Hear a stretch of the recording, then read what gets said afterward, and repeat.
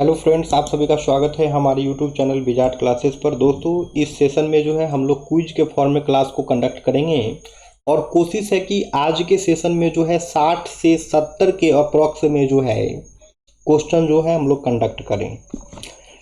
तो पहला क्वेश्चन है, द चाइल्ड प्रोसेस कैन, तो यह हो जाएगा be a duplicate of the parent process.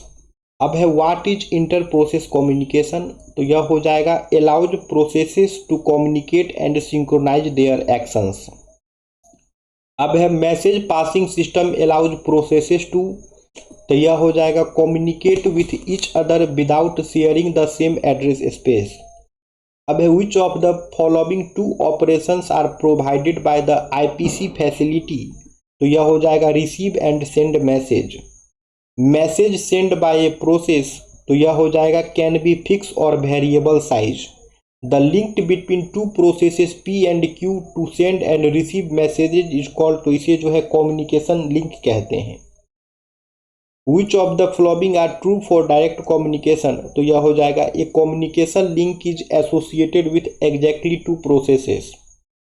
In indirect communication between processes P and Q, तो यह हो जाएगा there is a mail box to help communication between P and Q. अब है remote procedure calls are used, तो यह हो जाएगा for communication system to processes on separate system. अब है to differentiate the many network services a system supports dash are used, तो यह हो जाएगा पोर्ट्स। अब है the initial program that is run when the computer is powered up is called, तो इसे जो है बूट स्ट्रैप प्रोग्राम कहते हैं। व्हाट इज एन ISR, तो यह हो जाएगा interrupt service routine. What is an interrupt vector, तो यह हो जाएगा it is an address that is index to an interrupt handler. DMA is used for, तो यह हो जाएगा high speed devices disk and communication network.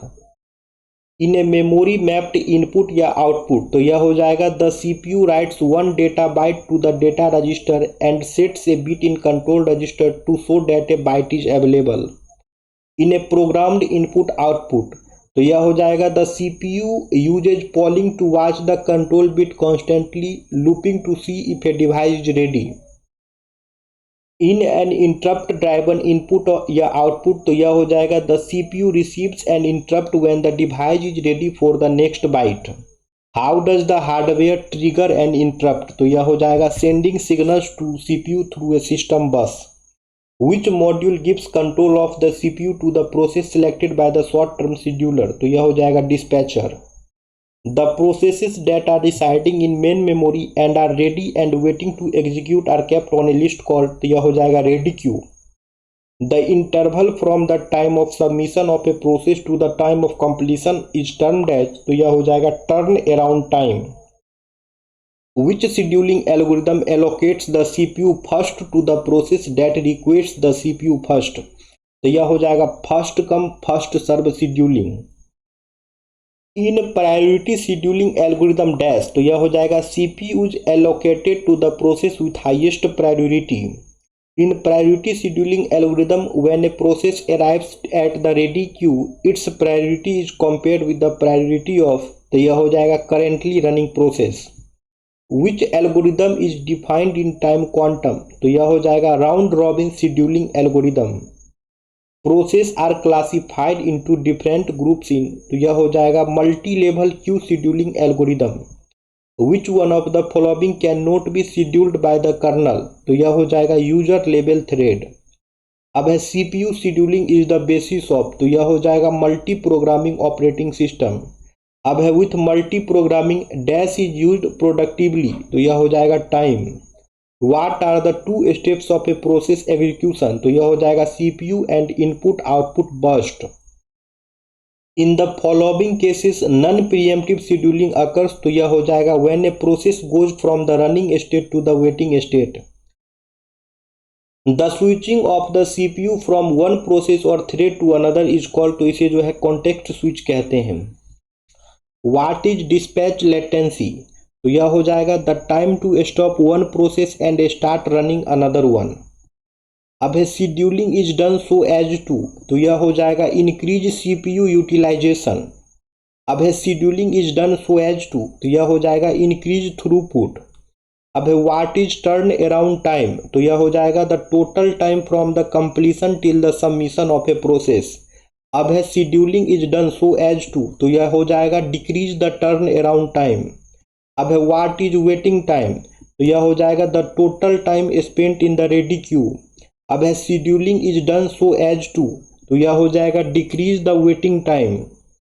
अब है व्हाट इज रेस्पॉन्स टाइम, तो यह हो जाएगा the total time taken from the submission time till the first response is produced. अब है round robin scheduling falls under the category of, तो यह हो जाएगा pre-emptive scheduling.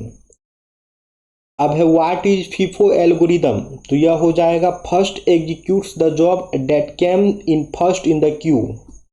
The strategy of making processes that are logically runnable to be temporally suspended is called, तो इसे जो है प्रीएम्प्टिव शेड्यूलिंग कहते हैं।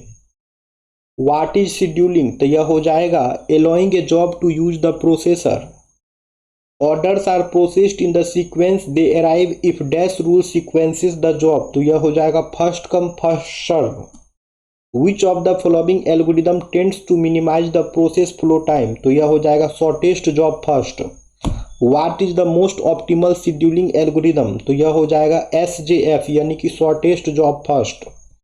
The real difficulty with SJF in short term scheduling is, तो यह हो जाएगा knowing the length of the next CPU request.